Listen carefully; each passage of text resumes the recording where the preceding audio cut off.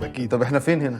احنا في اوضه اوتيل، عشان احنا بنعمل اوضه اوتيل دايما بنعمل عينه، بيجي الكلاينت يشوفها ويتاكد ان هي دي الدايمنشنز اللي عاوزها وده الستايل اللي هو عاوزه. يعني هو بيبعت لك المقاسات بتاعت الاوضه بتاعته وانت بتعمل له الاوضه بالظبط يعني؟ في بيبعت المقاسات، وفي احنا بناخد المقاسات بناء على خبرتنا على حسب الاوتيل وعلى حسب الستاندرد بتاعهم، بس عاده كده بنعمل عينه عشان يجي هم يشوفوها ويتاكدوا ان هي دي العينه مظبوطه. طيب هل انت لما بيبقى الاوتيل مثلا لسه بيبدا فيبقى سهل انك تجهزه كله مره واحده ويبقى الفرش براحتك، لكن لو الاوتيل مثلا فيه ناس وانت مطلوب منك تجدد الاوض بتتعمل ازاي والناس تبقى موجوده من غير ما يحسوا ان في دوشه او كده؟ هو في الحالتين بتبقى صعبه برضه، حتى لو الاوتيل بيبتدي جديد، لان احنا ما بنحطش الفينش لوحدنا، الدولاب بيبقى بيلت ان، فلازم يتعمل الدولاب الاول وبعدين يخش كونتراكتورز تانيين، موردين تانيين يركبوا الابواب وبعدين نخش احنا نحط الفرنتشر جوه، فبرضه دي بتبقى قصه.